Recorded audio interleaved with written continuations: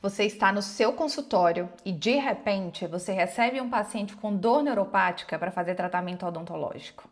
E aí, você está preparado para atender esse tipo de paciente? É sobre isso que nós vamos falar hoje.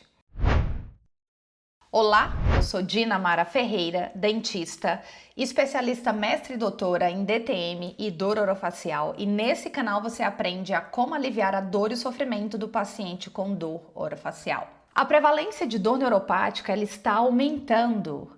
E esses pacientes portadores dessa condição têm necessidades odontológicas, como qualquer outro tipo de paciente. E eu pergunto para você, dentista, meu colega dentista e amigo de profissão, você está preparado para atender esse tipo de paciente no seu consultório? É sobre isso que eu quero falar hoje. Nós vamos falar sobre o tratamento odontológico de pacientes com dor neuropática orofacial. Antes de nós entrarmos nas considerações especiais que você precisa compreender para poder dar um atendimento de qualidade para esses pacientes, nós precisamos recapitular alguns conceitos sobre dor neuropática. Quando eu falo sobre dor neuropática orofacial, eu me refiro a duas principais condições. A primeira delas é a neuralgia do trigêmeo, que é uma condição neuropática extremamente dolorosa e incapacitante, que acomete aqui a região da face unilateral, é uma dor caracterizada por choques elétricos de curta duração e alta intensidade. E essa condição com frequência mimetiza a dor de dente, por isso que é importante você, dentista, conhecer essa condição. Eu já gravei vídeos falando dela, então volta lá para você ficar por dentro e não cometer erro diagnóstico nem erro de tratamento. O outro tipo de dor neuropática orofacial comum é a dor neuropática trigeminal pós-traumática, né? Que é um tipo de dor neuropática que ocorre após injúrias nervosas. Esse tipo de dor neuropática, ela acontece na região orofacial, principalmente após procedimentos odontológicos, procedimentos que têm o potencial de causar uma injúria nervosa. Por exemplo, uma anestesia local, uma exodontia, uma cirurgia, um tratamento endodôntico. Então, são procedimentos que podem resultar na dor neuropática trigeminal pós-traumática. O fato é que os pacientes que têm essas dores neuropáticas orofaciais, eles acabam tendo uma saúde bucal debilitada. Por quê? Porque a região intrabucal e perioral são zonas gatilhos para o disparo da condição dolorosa. Então, esses pacientes acabam evitando ir ao dentista, fazer tratamento. Eles cancelam a consulta por medo, por temor de, ao ser submetido ao tratamento odontológico, a dor que eles têm, né, a dor neuropática, ser piorada, ser exacerbada ou ser disparada ali durante o atendimento odontológico. Então, eles evitam o tratamento odontológico e, consequentemente, eles vão ter aí piores condições de saúde bucal, desenvolvendo mais lesão cariosa, doença periodontal, dentre outras afecções dentárias. A consequência natural é que essas patologias bucais que eles vão desenvolvendo, elas tendem a agravar a própria dor neuropática. Por quê? Porque são inputs aqui na periferia, né, essas patologias bucais que causam dor, são inputs a mais para o sistema nervoso desse paciente que já está debilitado pela própria dor neuropática. Um outro ponto que você, dentista, precisa compreender é que esses pacientes com dor neuropática, eles possuem um sistema nervoso sensibilizado. O que isso significa? A dor neuropática ela é caracterizada por uma lesão, injúria, por uma doença que afeta o sistema nervoso central, e o próprio adoecimento desse sistema nervoso central ou periférico já torna esse sistema de condução de dor mais vulnerável. Isso significa o quê? Que esses pacientes são mais sensíveis, são mais vulneráveis a qualquer tipo de estímulos, seja um estímulo doloroso ou um estímulo não doloroso.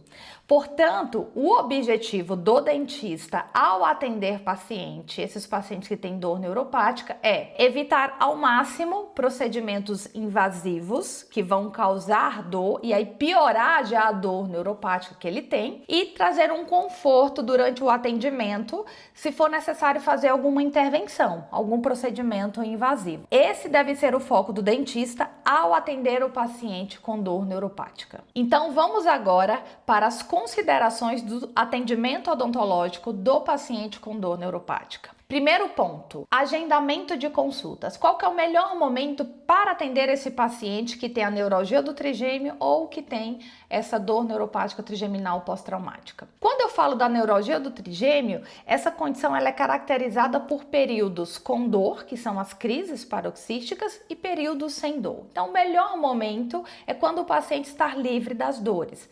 A neuralgia do trigêmeo ela é caracterizada por períodos de remissão. Então, essa janela é o momento ideal para você fazer o atendimento odontológico do paciente. Quando eu falo da dor neuropática pós-traumática, que já é caracterizada por uma dor contínua, que está sempre presente, o melhor momento para fazer o atendimento é quando a dor está no nível baixo. Acima de tudo, quando eu falo de dor neuropática, eu preciso me certificar que esse paciente está com a condição controlada, ou seja, que ele está fazendo uso dos fármacos que são necessários para controlar essas dores neuropáticas.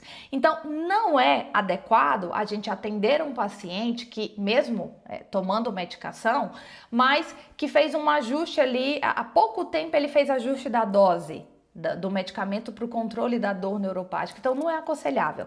É melhor esperar esse paciente ali ter um tempo em que ele introduziu o medicamento, ajustou a dose e a dor neuropática está sob controle, aí sim é o momento de agendar a consulta para esse paciente. Ponto número 2, com relação aos tratamentos preventivos, a odontologia preventiva. Então, esses pacientes eles têm necessidade de uma odontologia preventiva, ou seja, de serem submetidos a procedimentos de profilaxia, tratamento periodontal, raspagem, eles têm essas necessidades. Tenha em mente que todo tratamento odontológico desse paciente deve ser feito com o máximo de cuidado, o máximo de atenção para evitar o quê? Evitar dor durante a intervenção. Qualquer dor que a gente causa ali ao manipular os tecidos orais do paciente, essa dor vai ser um input para o sistema nervoso, o que vai piorar a dor neuropática do paciente. Então, fazer uma profilaxia, tomar cuidado ao fazer a profilaxia, utilizar escovas que são super macias. Se houver a necessidade de fazer uma remoção de cálculo dental, anestesiar o paciente para que evite ali, o desconforto durante o procedimento da raspagem.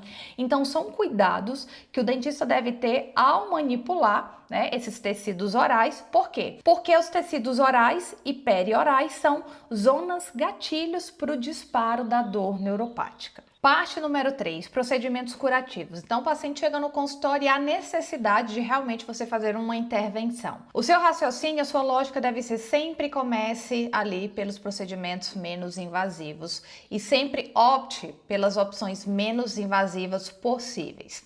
Por exemplo, se o paciente tem um dente que há indicação de exodontia, avalie se há a possibilidade de você fazer a remoção da coroa e o sepultamento da raiz, em vez de fazer a exodontia. O paciente ele tem a necessidade de fazer uma reabilitação protética. Essa reabilitação protética é exatamente no local onde o paciente tem a dor. É um local onde tem uma zona gatilho para disparar a neuralgia do trigêmeo, ou, por exemplo, é a região ali onde o paciente tem a dor neuropática trigeminal pós-traumática. É uma área dentro lá onde aquele paciente foi submetido a intervenções, houve injúria nervosa e, consequentemente, resultou na dor neuropática persistente após o trauma. Bom, o paciente precisa ser reabilitado proteticamente. Prefira próteses removíveis a próteses fixas. Por quê? Porque são procedimentos menos invasivos. Além disso, a prótese removível ela pode servir como um veículo para a administração de medicamentos para o tratamento da dor neuropática trigeminal pós-traumática. O paciente quer fazer um implante ali naquela região. Não é recomendado. Por quê? Porque você pode aumentar o trauma e você pode piorar a dor neuropática do paciente. Então, evitar fazer implantes ali na região de dor que o paciente ali se queixa, que tem a condição dolorosa, a dor neuropática. Consideração número 4, anestesia. Bom, a anestesia é um procedimento feito com frequência no consultório odontológico e que raramente vai resultar em complicações. Contudo, a anestesia local, ela pode exacerbar a dor do paciente com dor neuropática por 2 motivos. Primeiro, a própria injúria que a agulha ela faz ali nos tecidos orais, nos tecidos bucais, o trauma que ela provoca, isso pode exacerbar a dor neuropática, e um outro fator é a solução anestésica. Todo anestésico local ele tem um grau de neurotoxicidade. Então, quanto mais neurotóxico é o sal anestésico, maior a chance de você piorar a dor neuropática do paciente. O que é que você deve fazer nesse caso?